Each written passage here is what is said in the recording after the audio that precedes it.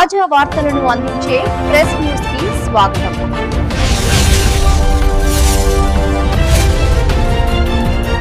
నమస్తే, welcome to press news bulletin. ముందుగా headlines చూద్దాం. MLC Parvathireddy Chandrashekar Reddy press meet.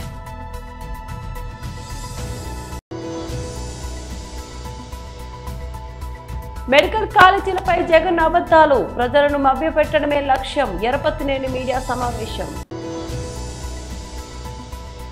Police అమరవీరుల సంస్మరణ దినం సందర్భంగా అమరవీరులకు నివాళులర్పిస్తున్న సీఎం రేవంత్ రెడ్డి.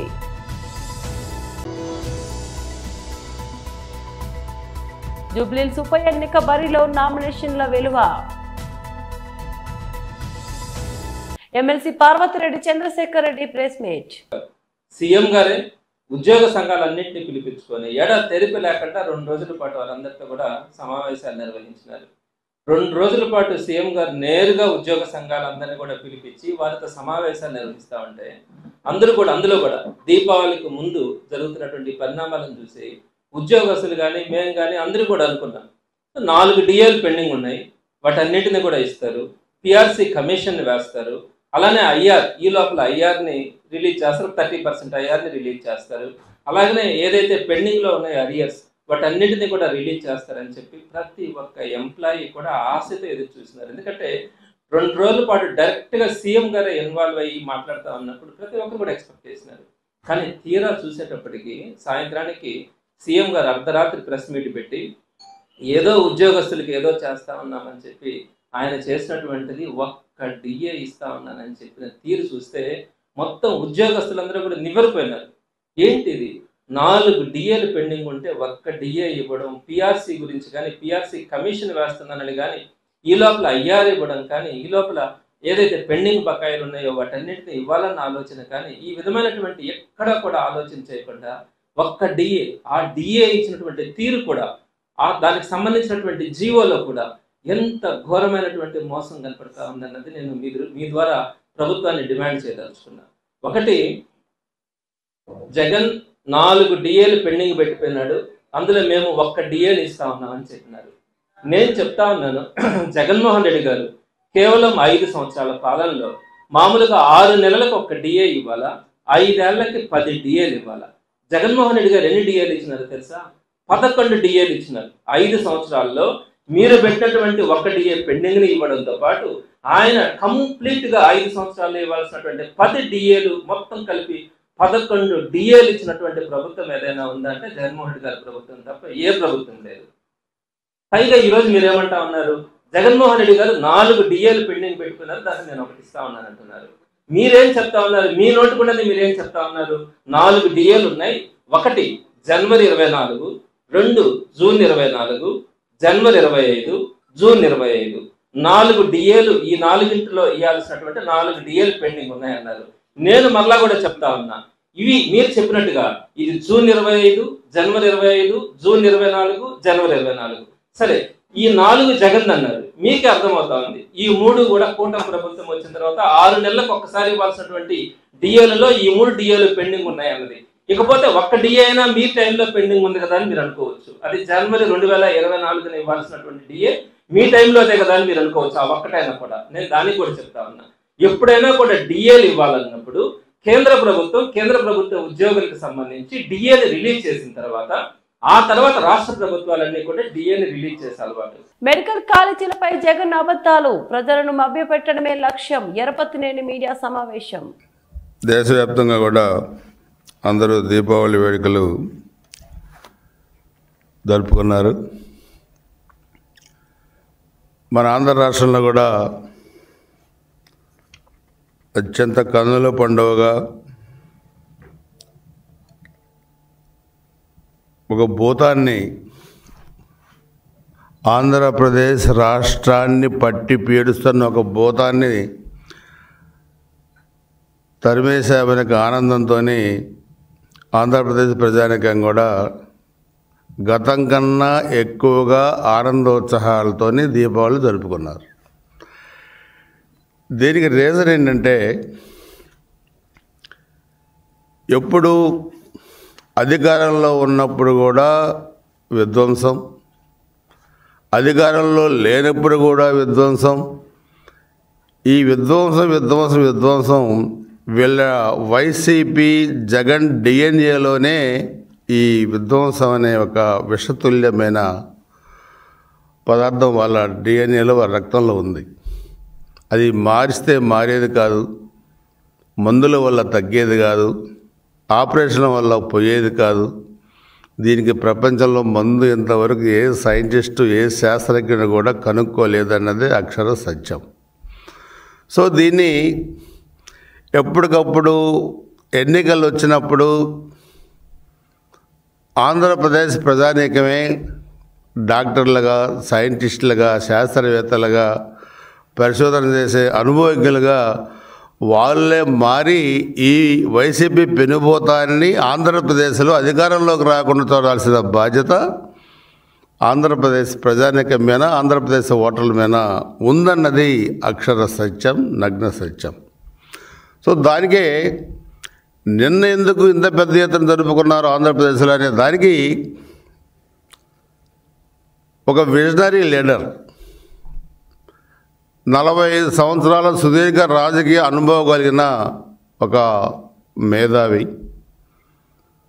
హైదరాబాద్ని ఈరోజు ఐటీ హబ్గా మార్చగలిగిన ప్రపంచం మొత్తం కూడా ఈరోజు అభినందించే మన రాష్ట్ర ముఖ్యమంత్రి వర్యులు చంద్రబాబు నాయుడు గారు మరలా ఆంధ్రప్రదేశ్ని కూడా ఇంకొక హైదరాబాద్ కన్నా ఇంకా మంచి స్థాయిలో ఉంచాలని చెప్పి 2024లో ఎన్డీఏ ప్రభుత్వం అధికారంలోకి వచ్చిన తర్వాత అనేక పరిశ్రమలు, అనేక ఐటీ కంపెనీలు గౌరవ నారా లోకేష్ గారు, విద్యాశాఖ మంత్రులు మరియు ఐటీ మినిస్టర్ గారు వీళ్ళ ఆధ్వర్యంలో ఇండిపెండెన్స్ వచ్చిన తర్వాత భారతదేశంలో ఏ రాష్ట్రం సాధించలేని ఒక భారీ ఇన్వెస్ట్మెంట్ అనొచ్చు దాన్ని. పోలీస్ అమరవీరుల సంస్మరణ దినం సందర్భంగా అమరవీరులకు నివాళులర్పిస్తున్న సీఎం రేవంత్ రెడ్డి. పోలీస్ అంటే సమాజానికి ఒక నమ్మకం, ఒక భరోసా. ప్రపంచమంతా నిద్రపోతున్నా సరే సమాజంలో శాంతి భద్రతల పరిరక్షణకు కట్టుబడి తను మాత్రమే మేల్కొని ఈ సమాజాన్ని కాపాడుతూ ఉంటాడు. విధి నిర్వహణలో ఒక్కోసారి ప్రాణాలను సైతం ఫనంగా పెట్టాల్సి వచ్చినా మన పోలీసులు వెనకడుగు వేయడం లేదు. ఒకవైపు నెత్తురు చిందుతున్నా మన రక్షణ కోసం ప్రాణాలు అర్పించిన వీరులు ఎందరో ఉన్నారు. విధి నిర్వహణలో దేశం కోసం ప్రాణాలు అర్పించిన ఎందరో పోలీసు అమరవీరులను స్మరించుకోవడం మన అందరి కర్తవ్యము, బాధ్యత. ఆ బాధ్యతతోనే దేశవ్యాప్తంగా ప్రతి సంవత్సరం అక్టోబర్ 21న పోలీసు అమరుల సంస్మరణ దినోత్సవంగా ఘనంగా నిర్వహించుకుంటున్నాం. ఈ సందర్భంగా విధి నిర్వహణలో వీర మరణం పొందిన పోలీసు అమరులకు తెలంగాణ రాష్ట్ర ముఖ్యమంత్రిగా 4 కోట్ల ప్రజల పక్షాన ఘనంగా శ్రద్ధాంజలి ఘటిస్తున్నా. పోలీసు అమరులను స్మరించుకునే రోజు అక్టోబర్ 21కి మహోన్నత చరిత్ర ఉన్నది. 1959 అక్టోబర్ 21న అంటే సరిగ్గా 66 సంవత్సరాల కిందట భారత చైనా సరిహద్దుల్లోని హాట్ స్ప్రింగ్స్ వద్ద దురాక్రమణకు దిగిన చైనా సైనికులతో మన సైనికులు వీరోచితంగా పోరాడారు. మాతృభూమి పరిరక్షణలో సిఆర్పిఎఫ్ అధికారి కరణ్ సింగ్ నేతృత్వంలో 10 మంది జవాన్లు వీర మరణం పొందారు. నాటి నుంచి ప్రతి ఏటా అక్టోబర్ 21వ తేదీన దేశవ్యాప్తంగా విధి నిర్వహణలో ప్రాణాలు అర్పించిన పోలీసు అమరులను స్మరించుకోవడం మన దేశపు గౌరవప్రదమైన సాంప్రదాయంగా మారింది. దేశం కోసం ఆనాటి నుంచి ఈనాటి వరకు ఎందరో పోలీసులు ప్రాణత్యాగం చేశారు. వారందరికీ పేరు పేరున హృదయపూర్వక శ్రద్ధాంజలి ఘటిస్తున్నాను. ఈ సంవత్సరం దేశవ్యాప్తంగా 191 మంది పోలీసు సిబ్బంది, తెలంగాణ రాష్ట్రంలో 6 పోలీసులు విధి నిర్వహణలో ప్రాణాలను అర్పించారు. గ్రేహాండ్స్ కమాండోలు టి సందీప్, వి శ్రీధర్, ఎన్ పవన్ కళ్యాణ్ సంఘ విద్రోహ శక్తులతో పోరాడుతూ వీరమరణం పొందారు. జూబ్లీహిల్స్ అసెంబ్లీ నియోజకవర్గ ఉప ఎన్నిక రాష్ట్ర వ్యాప్తంగా తీవ్ర ఆసక్తి రేపుతోంది. ఒక్క స్థానం కోసం అభ్యర్థులు భారీ సంఖ్యలో పోటీ పడుతుండటంతో అక్కడ హోరాహోరీ పోరి ఖాయంగా కనిపిస్తుంది. నామినేషన్ల స్వీకరణకు మంగళవారంతో గడువు ముగియనుండగా ఇప్పటికే 127 మంది తమ నామినేషన్ పత్రాలను దాఖలు చేశారు. వీరిలో ప్రధాన పార్టీల అభ్యర్థులతో పాటు స్వతంత్రులు, చిన్న పార్టీల ప్రతినిధులు అధిక సంఖ్యలో ఉండడం గమనార్హం. సిట్టింగ్ ఎమ్మెల్యే మాగంటి గోపీనాథ్ అకాల మరణంతో ఈ ఉప ఎన్నిక అనివార్యమైంది. ఈ నేపథ్యంలో అధికార బీఆర్ఎస్ పార్టీ వ్యూహాత్మకంగా వ్యవహరిస్తుంది. ఎన్నికల నోటిఫికేషన్ వెలువడక ముందే దివంగత ఎమ్మెల్యే సతీమణి మాగంటి సునీత గోపీనాథ్ ను తమ అభ్యర్థిగా ప్రకటించింది. Party working president KTR, senior నేత హరీష్ రావు సహా ముఖ్య నేతలంతా రంగంలోకి దిగి ఇంటింటి ప్రచారం చేస్తూ ప్రచారంలో దూసుకుపోతున్నారు. ఈ నెల 13న ప్రారంభమైన నామినేషన్ల ప్రక్రియ నేటితో ముగియనుంది. దాఖలైన నామినేషన్లను అధికారులు బుధవారం పరిశీలించారు. నామినేషన్ల ఉపసంహరణకు ఈ నెల 24 వరకు అవకాశం కల్పించారు. అనంతరం నవంబర్ 11న పోలింగ్ నిర్వహించనున్నారు. ఓట్ల లెక్కింపును నవంబర్ 14న చేపట్టి అదే రోజు ఫలితాలను వెల్లడించనున్నారు. ప్రధాన పార్టీల అభ్యర్థులు చివరి రోజు మరో సెట్ నామినేషన్ను వేసేందుకు సిద్ధమవుతుండటంతో తుది అభ్యర్థుల జాబితాపై ఉత్కంఠ నెలకొంది. బీసీ రిజర్వేషన్ల సాధనకై ఈ నెల 23వ తేదీన రాజ్భవన్ కార్యక్రమాన్ని నిర్వహించనున్నట్లు BC political JAC chairman Rachala Yugender Goud తెలిపారు. ఈ మేరకు all India OBC students association ముట్టడి కార్యక్రమానికి చైర్మన్ యుగేందర్ గౌడ్ మాట్లాడుతూ ఏ ఉద్యమమైనా ఉస్మానియా గడ్డ నుంచే మొదలవుతుందని అన్నారు. బీసీ రిజర్వేషన్లను అసెంబ్లీలో చట్టం చేసి కేంద్రానికి పంపితే కేంద్రం ఇప్పటి వరకు ఆమోదించలేని పరిస్థితి ఉందన్నారు. ఆర్డినెన్స్ తీసుకొస్తే గవర్నర్ ఆమోదించడం లేదన్నారు. గవర్నర్ ఆమోదిస్తే హైకోర్టులో స్టే వచ్చేది కాదన్నారు. బీసీ ప్రధానిగా ఉండి కూడా ఎందుకు బీసీ రిజర్వేషన్లకు మోకాలు అడ్డు వేస్తున్నారని మండిపడ్డారు. బీజేపీ నాయకులు రాష్ట్ర అసెంబ్లీలో బీసీ బిల్లుకు మద్దతు తెలుపుతూనే ఢిల్లీలో ఎందుకు కేంద్ర ప్రభుత్వం మెడలు వంచడం లేదని ప్రశ్నించారు. కేంద్ర మంత్రి బండి సంజయ్ బీసీ రిజర్వేషన్లపై వ్యతిరేకంగా మాట్లాడడం బాధాకరమైన విషయమని అన్నారు. జరిగే చలో రాజ్భవన్ కార్యక్రమానికి all India OBC student association సంపూర్ణ మద్దతు తెలియజేస్తుంది. అంతేకాకుండా ఈ యొక్క కార్యక్రమానికి యావత్ తెలంగాణలో బీసీలందరూ కదిలి రావాలని కోరుతున్నాను. మనం 56% జనాభా ఉన్న మనం 40% రిజర్వేషన్ తీసుకోవడంలో ప్రభుత్వాలకు చిత్తశుద్ధి లేకుండా పోయింది. కావున ఈ ప్రోగ్రాంను బీసీ ప్రజలందరూ కలిసి వచ్చి విజయవంతం చేయాలని కోరుతున్నాను. బీసీలకు 42% రిజర్వేషన్లు కల్పించాలనే డిమాండ్తో అక్టోబర్ 23వ తేదీన బీసీ పొలిటికల్ జేఏసీ ఆధ్వర్యంలో చలో రాజ్భవన్ కార్యక్రమాన్ని కూడా నిర్వహించబోతా ఉన్నాం. మరి ఈ చలో రాజ్భవన్కు మద్దతు అడగడానికి వాళ్ళ ఉస్మానియా యూనివర్సిటీ కూడా రావడం జరిగింది. మరి ఏ ఉద్యమమైనా విద్యార్థుల నుంచే మొదలవుతుంది, అది ఉస్మానియా గడ్డ నుంచే మొదలవుతుంది.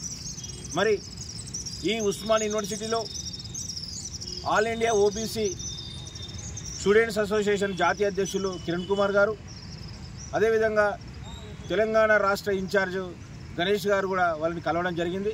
వారు కూడా వెంటనే మద్దతు తెలపడం జరిగింది.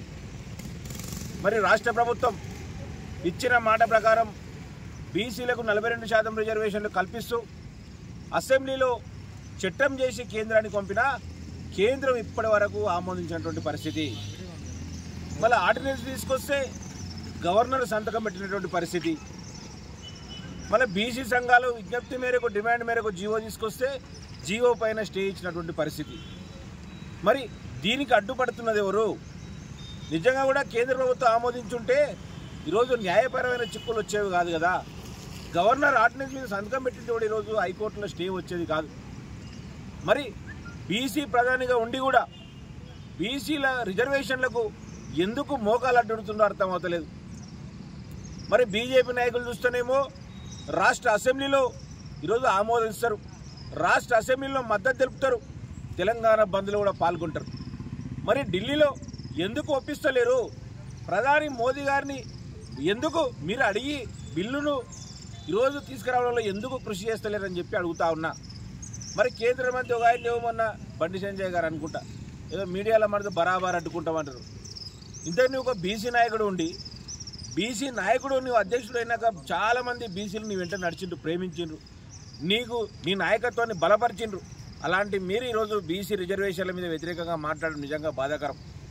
మరి ఇద్దరు కేంద్ర మంత్రులు ఉన్నారు, 8 మంది ఎంపీలు ఉన్నారు, ఎందుకు మీరు ఒత్తిడి తీసుకొస్తలేదు కేంద్ర ప్రభుత్వం మీద? అందుకే కేంద్ర ప్రభుత్వ ప్రతినిధి అయినటువంటి ఈరోజు గవర్నర్ గారు రాష్ట్రంలో ఉన్నారు. ఆయన కూడా కేంద్ర ప్రభుత్వం ఆదేశాల మేరకు ఆర్డినెన్స్ మీద సంతకాలు పెట్టకుండా బీసీ బిల్లులు కూడా తొక్కి పెడుతున్నటువంటి పరిస్థితి ఉంది. అందుకే ఈరోజు బీసీ సమాజం మనం చూసినాం 18 నాడు ధర్నా బంద్ ఏ విధంగా జరిగిందో. బీసీల చైతన్యం లేదనే వాళ్ళకు అదో కనువిప్పు. ఎంత ప్రశాంతంగా ఈరోజు బంద్గా ఈరోజు బీసీ బంద్ కూడా నిర్వహించినటువంటి పరిస్థితి చూసినాం. అందుకే ఈ యొక్క బీసీలు కూడా ఇప్పుడు కూడా రోడ్డు ఎక్కకుంటే మన హక్కులు కూడా మనం కోల్పోవాల్సి వస్తుంది. మన హక్కులు ఎప్పటికీ సాధించుకోలేని పరిస్థితి ఉంది. కాబట్టి ఈ యొక్క ఉద్యమాన్ని ఏ విధంగా ఉందో ఇదే విధంగా తీవ్రతరం చేయాలి. అందుకే ఈరోజు విద్యార్థుల సహకారం కూడా మాకు పూర్తి స్థాయిలో అందిస్తూ ఉన్నారు. కాబట్టి వేలాది మందితో ఈ నెల 23వ తేదీన చెలో రాజ్భవన్ కార్యక్రమాన్ని నిర్వహిస్తబోతా ఉన్నాం. చెలో రాజ్భవన్ కార్యక్రమం చూసినా సరే కేంద్రం దిగివచ్చి వెంటనే బీసీ బిల్లులు ఆమోదించాలని చెప్పి మేము కోరుతా ఉన్నాం. పార్వతీపురం మన్యం జిల్లా సాలూరు వైసీపీ క్యాంపు కార్యాలయంలో మాజీ డిప్యూటీ రాజన్న దొర మీడియాతో మాట్లాడుతూ బాధ్యతాయుతమైన మంత్రి పదవిలో ఉన్న సంధ్యారాణి నోరు ఉందని, మాజీ అధినేత వైఎస్ జగన్మోహన్ రెడ్డిపై ఇష్టం వచ్చినట్లు అడ్డు అదుపు లేకుండా మాట్లాడితే చూస్తూ సహించేది లేదని మాజీ మంత్రి రాజన్న దొర మండిపడ్డారు. గతంలో తాను 4 సార్లు ఎమ్మెల్యేగా ఉన్నప్పటికీ గౌరవం ఇచ్చి మర్యాదపూర్వకంగా ఉండేవాళ్లమని, కానీ మంత్రి సంధ్యారాణి సంస్కృతి సాంప్రదాయాలను విడనాడి ఏకవచనంతో నీకు బుద్ధి ఉందా అంటూ సంస్కారహీనంగా బుర్ర లేకుండా మాట్లాడడం సరికాదని ఆయన మండిపడ్డారు. గిరిజనులపై కేసులు పెడుతూ భయభ్రాంతులకు గురి చేస్తున్నారని, ఏ రాష్ట్రంలోనైనా ప్రభుత్వాలు మారకపోయినా అభివృద్ధి అనేది నిరంతర ప్రక్రియ అని, అలాంటి సందర్భాల్లో ప్రతి అభివృద్ధి పని మేము చేశామని డప్పులు కొట్టుకుని మీ ప్రభుత్వానికి అలవాటుగా మారిందని ఎద్దేవా చేశారు. మిగతా పేపర్లో అడగండి, ఎక్కువగా నేను రాసింది ఈనాడు ఆంధ్రజ్యోతిలో బాగా బ్లాస్ట్ అప్ అయ్యాము. అప్పుడు కొడుకు చెప్పగలను, అది నేను మళ్ళీ మా జగన్ గారిని తిట్టేట్టుకుంటుందని మాట్లాడటం లేదు. సంస్కారం నేర్చుకోమని చెప్పండి. మంత్రి పదవి ఇచ్చాడు నారాయణ గారు 2 సార్లు చెప్పారు. మరి మా సేమ్ అదే మాట అన్నారు ఆయన. సిపిఐ నారాయణ గారు దానికి ఒక్కరేంటి ఖండన ఇచ్చారా? ఒక్కరేంటి స్పందించారా? పదే చెప్తాను. నేనంతా కూర్చున్నా ఏం చెప్తున్నారు అక్కడ లేదంతా.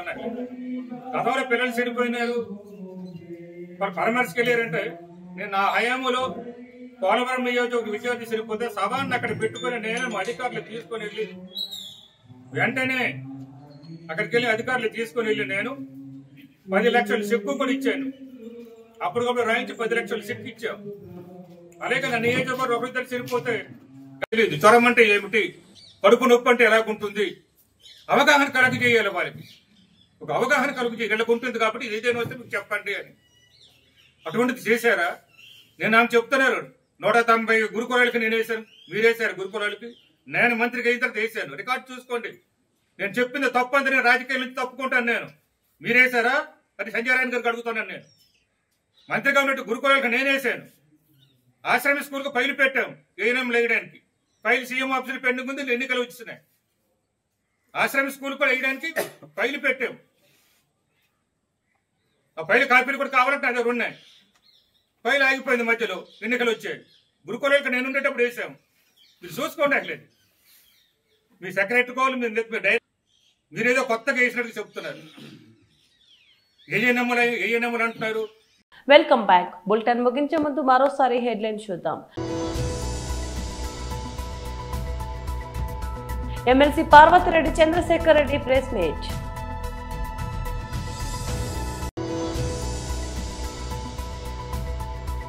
మెడికల్ కాలేజీలపై జగన్ అబద్ధాలు, ప్రజలను మభ్యపెట్టడమే లక్ష్యం. ఎరపతినేని మీడియా సమావేశం. పోలీసు అమరవీరుల సంస్మరణ దినం సందర్భంగా అమరవీరులకు నివాళులర్పిస్తున్న సీఎం రేవంత్ రెడ్డి.